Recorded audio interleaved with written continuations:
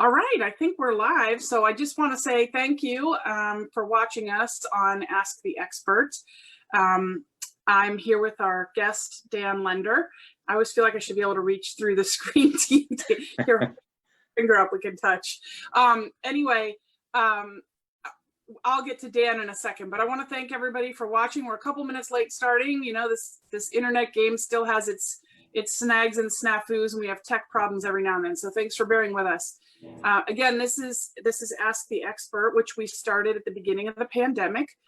And it was a way that we could spotlight local businesses. I feel very strongly about supporting local business and shining a spotlight on them. I'm a local business, and I turn to local businesses to support me and my clients. I feel very strongly about them. And if ever business has needed some support, it's right now. So we thank you for tuning in. And it's my hope that you find the information invaluable today.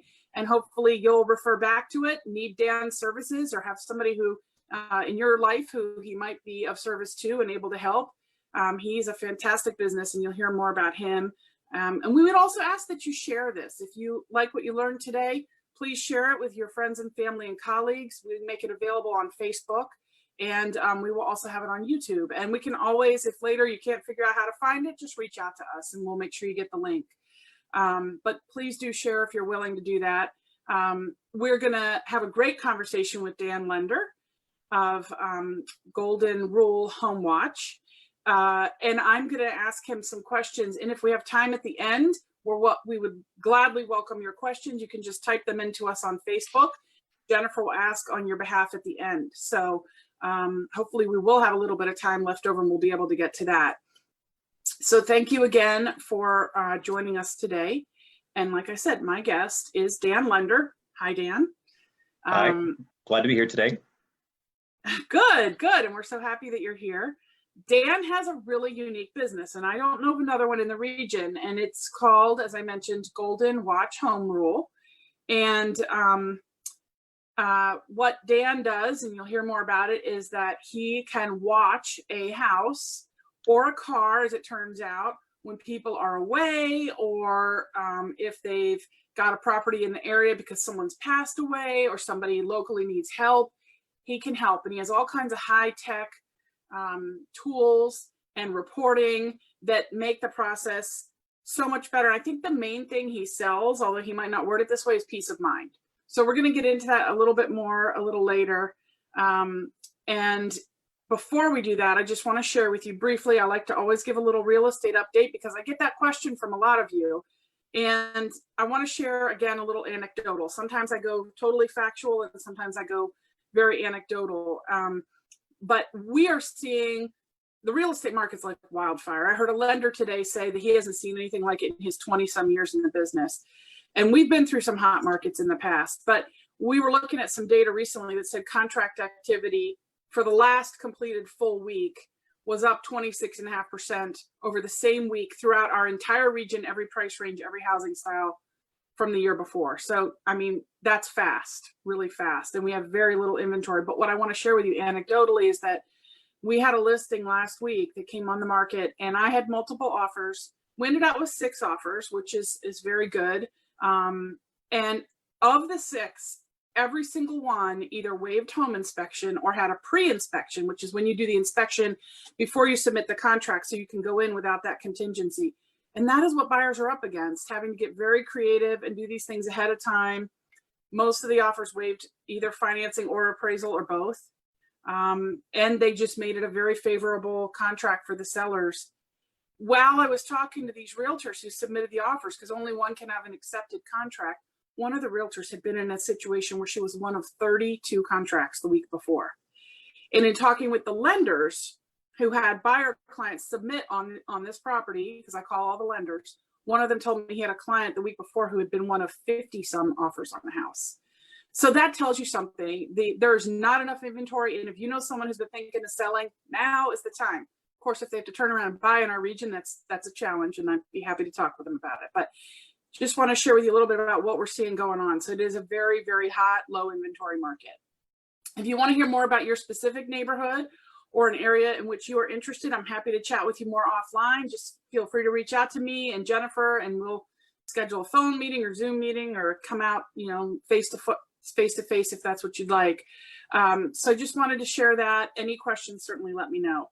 And now, without delaying any further, I do want to get to our guest, Dan Lender. And Dan is a transplant from Pittsburgh, but he's been a loyal DC metro area local business owner for a few years now.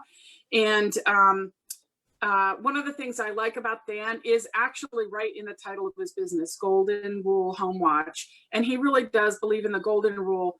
As a realtor, I have a hard time sometimes when I have to refer a contractor to go into people's homes, because I'm putting my name to somebody and saying, I feel confident referring this person, and they're going to go in your home, and they're going to be around your family and your kids and your belongings. And I couldn't feel better about this man, Dan, and his company. I just think they're fantastic. And you're going to hear a little more from him. He lives here locally in the region. He's got a wife and daughter and son, and he's very charitably minded also, and has a load of integrity that some people could learn from. So Dan, thank you for joining us today. Thank you, Ann, and thank you very much for that introduction. Well, you're welcome. I meant every word. So we're going to go ahead and launch right in, Dan, because that's why we're here today. So I think that when people hear, we talked a little bit about your name, Golden Rule, which I love, but I think also when they hear the word like home watch and concierge, and they think of a concierge service, they go, well, that's unaffordable. That's for the ultra rich, the multimillionaire. So can you explain a little bit about how your service might be useful to the average Joe homeowner? Yeah, absolutely. Good question. Because if you ask 10 people for their definition of concierge, you will get 10 different answers. We help people with things around their homes.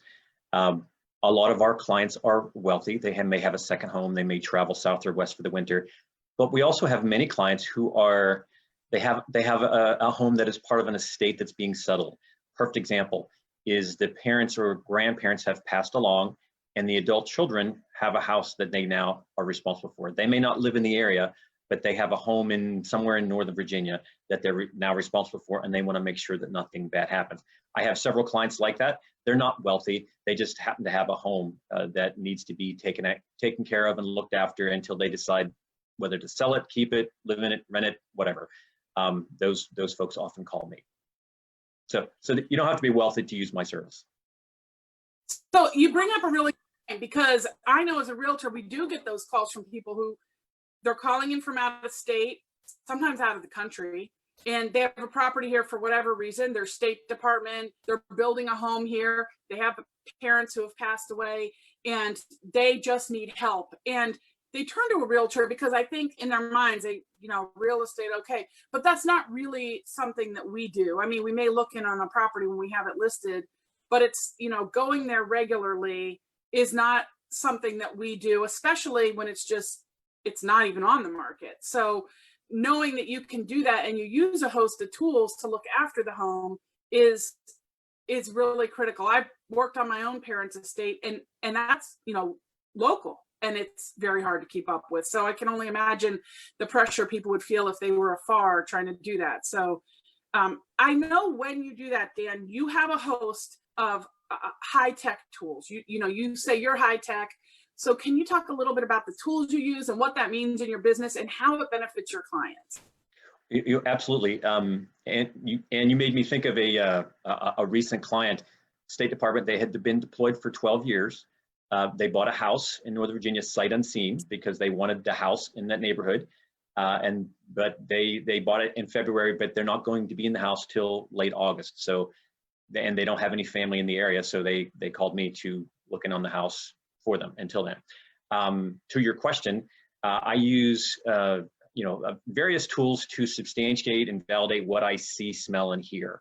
So for example, if I go into a house and it's hotter than it needs to be in summer, or that's colder than it should be in winter, I will use something like a laser thermometer to determine what is actually coming out of the heating vents.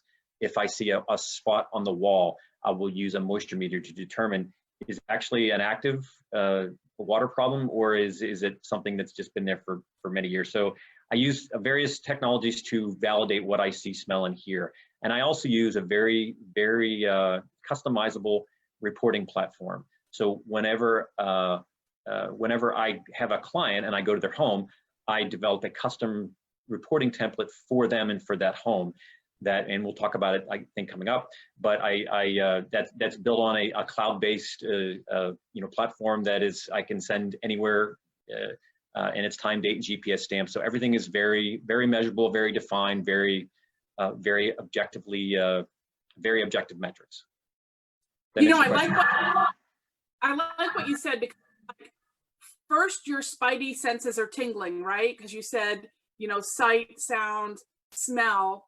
And I know I've walked in houses and that a smell will hit you and you'll think there's a water problem here. Right. And you just open the front door, and you might not find that problem until you go downstairs and into the back of the house. But you first, use those practical tools, and then you've got some higher touch tools to verify and be able to put it into a reporting system so you can quantify and share it with your clients, which I think is great, Well, right. When you and you mentioned a great example, when you walk into a home and you're hit by a smell, where is that coming from? And so you can locate where that problem is, right? Because it could be anywhere in the basement, for example, or anywhere, and you use the technology to find out what corner it's in, where it's at, where it's coming from exactly. So you can narrow things down tremendously. Yeah, I think that's great, because it's funny when I say to clients sometimes, I have a feeling, well, you sound so dippy trippy, but it's like you have a feeling because you have built up many years of experience, but how do you quantify? Well, you're giving them the metrics. So exactly. It's first a sense. So I really like that, because you're using your gut level and then you're qualifying it. Yeah. Well, you mentioned the reports, and I think that's your reports are phenomenal. And I was thinking about your reports after we talked before, and I was thinking these reports are great if you ever have an insurance claim, because now you've got something very solid. Yeah, every client that I have, first thing I do is meet with them and I talk to them, what is your biggest concern? So I have a reporting template that it probably has, it can have infinite questions on it. But I have some standard things that I go through when I go to a home. I look top to bottom, inside and out, and I check everything. And then every client typically has something that's their greatest concern, or maybe they've had a past water problem, or they have some issue that they are most concerned about. Well, I build questions into the template specifically for them, for that house. So it's very unique to them. And then every time I'm at the house, before I leave the property, I send out a copy of the report. It's just a link. If some folks request that I send them the PDF of the report. But it's time, date, GPS stamped, and it's very unique. And you can see from this example, I often put pictures, recommendations, comments. Even if there's nothing wrong, I will send them a picture of their house, or maybe something about the weather or something. And this has been a very hot topic lately of folks wondering how their home is doing after one of the recent storms that we've had come through in July in Northern Virginia. So reporting is probably the most popular thing that I do, because for most people, their home and the stuff in it is their most valuable assets. And when they're halfway around the world or a few states away and they don't see regular news, this is very comforting to them, and they achieve great peace of mind. I see the red blocks on it. Are those like the action items? Those, typically whenever I find a problem, that produces a red result. Most people always want to see the green, and they certainly, when they read the report, they just want to see all green. And so your eye is naturally drawing to the red. And I point those things out. If there's ever a problem, I just don't send a report. I call people right away if there's something significant. But I tell them about it. I tell them the details. I tell them the severity, whether they should do something about it or not, or it can wait. But yes, it is a typically red or green. Everything's fine, or there's something that needs attention. Yeah, that's a really good, thorough report. And the timestamp and the geotag, those are also really good pieces. It reminds me that sometimes when I talk to clients, they'll say, well, I'm buying new construction, so I don't need a home inspection. And I'll say, no, you do need a home inspection. You're assuming that things that happen go wrong because of age, which is true. But things can go wrong because of human error. 3 houses I've sold, I've seen the ductwork didn't get connected between the main floor and the upper level in the wall, and the air was just spilling out. 3 times in my career that's happened. And it's like, did the guys take a break for lunch and forget where they left off? Like, I don't know what happened, but it's so funny because every now and then you'll get a home inspection report with very little on it. And sometimes it's new construction and the client will go, see, I just paid a few $100s for what? Nothing. And I always say, you just paid a few $100s to find out you made a good investment and you got peace of mind. And what is peace of mind worth? You know, it's like that. It is priceless. So, you know, I would always argue, have the report. And if nothing else, you've got a, what do they call it in medicine? You know, you have a baseline for your home health. And then if you ever have an insurance claim, you can prove how things were. So there are a whole reasons to have these reports. And I think, you know, for those of you watching, if you've got a loved one or you're talking to a friend who has a house, you know, this is a great service to have. Somebody travels, snowbirds, that kind of thing. So, and actually with new construction, Dan, couldn't you, let's say somebody was moving here from Denver and they were having a house built. Couldn't you also stop by and provide this kind of service for them? Like, hey, I'll check in on the house. Absolutely. I have, people have bought houses, again, sight unseen, or they bought something, it's a very hot market. And I'm the first person, they've never been in the house. I'm the first person besides the builder in the house. And I walk around with them on FaceTime or WhatsApp or whatever. And we walk through every room. We have done that, and providing some real world input, or I give them real time feedback on their house. And to your point, Ann, we've had a few clients that are new construction, and drywall dust and fiberglass insulation, things get stuck in drain pans and they cause a backup. And you would think it's not a brand new water heater, or it's not a brand new HVAC system. It's from construction. So sometimes things are just looked over very quickly, and problems result. Yeah, I think people assume because it's new, nothing's wrong. No, that does not mean that at all. And in fact, now when there are building booms, sometimes we see some of the bigger problems because there's such a rush right now, and the people are tired. And it's not like the builder's going to tell you, right? And so, I mean, I hate to say that. Some builders would tell you. I don't mean to be stereotyping builders. So I like to get into the photos, Dan. And so Jennifer will probably pull up some photos for us, but I'd like to ask, what are some of the more interesting situations you've run across between, you know, cucumbers and hot water heaters? So I have many slides like this, and actually it's not on here, but one of the most interesting was a home that had a greenhouse, and the owners were very afraid because they would go away for the winter. They were very afraid of the heat failing, systems failing, and the plants freezing. Well, I went there on one visit, one check, and the plants were very wilted, but it was 105 degrees in the greenhouse, so the heating systems had not failed. The water pump failed, and we just had not had any precipitation because they have a cistern catch system that, and there was just no water, and the plants use a lot of water. So I had to refill the cistern from the house, and life was good. And I also had to troubleshoot the pump because the pump had sucked in a lot of air and was no longer working. So anyway, the plant survived, and the problem was not a failing heat system. It was the irrigation system. So looking at these pictures, let's see, the fireplace one is really interesting. Fireplace left on for 2 days. This was a house for sale. And when people, as you know, and people go through houses and they flip switches. Well, this was a gas fireplace in the master, and someone had flipped a switch and it's on a delay. And so they flipped the switch and must have moved on. So this fireplace had been on for 2 days. It was about 95 degrees in this room. The rest of the house was 78 degrees. So I walked in and I knew exactly what the problem was once I saw the fireplace. So, but if you just think of that scenario, it could have burned the whole house down, right? And it was that one proved itself very valuable. The gutter, moving to the left, you see the gutter overflow.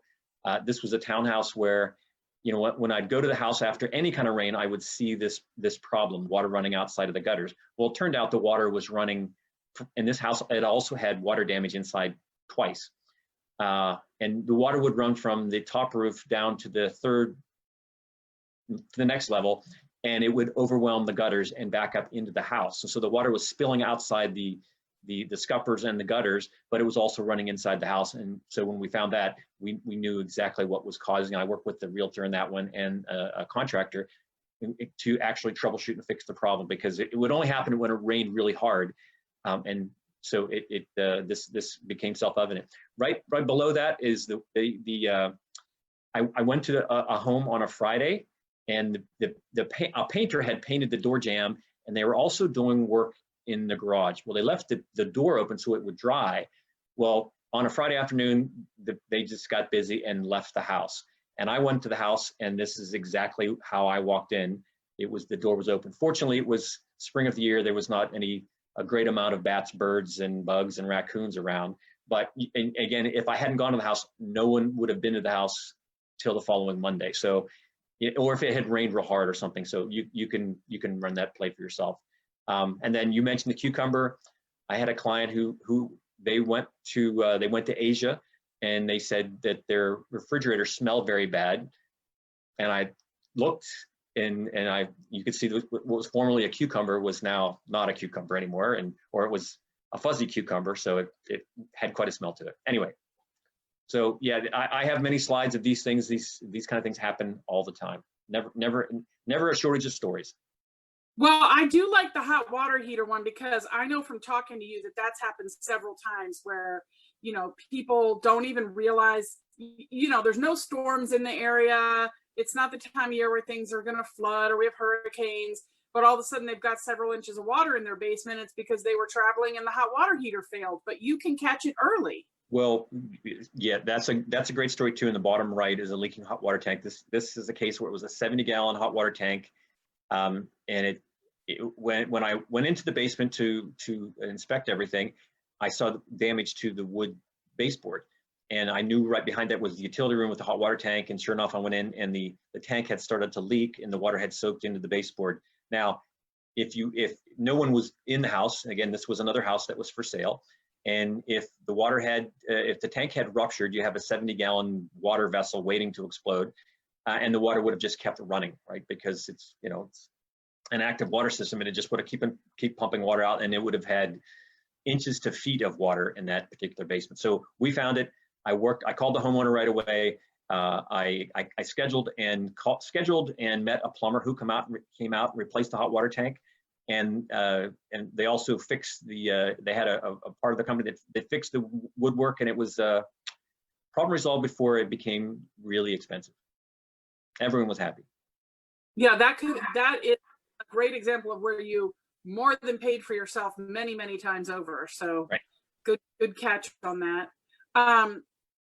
I saw the very beautiful picture of I don't know, I think it was like a 1958 double headlight Corvette, classic Corvette, and I didn't realize, or maybe if at some point I'm sure you told me and I forgot that you have a similar service for cars, for collectible or expensive cars. Yeah. So first of all, we love cars, right? And just like owning a car and understanding how a car works are two different things. Just like living in a house, understanding how a house works are two very different things. So when our clients frequently go away, they don't drive their car to London, or they don't drive their car to Scottsdale.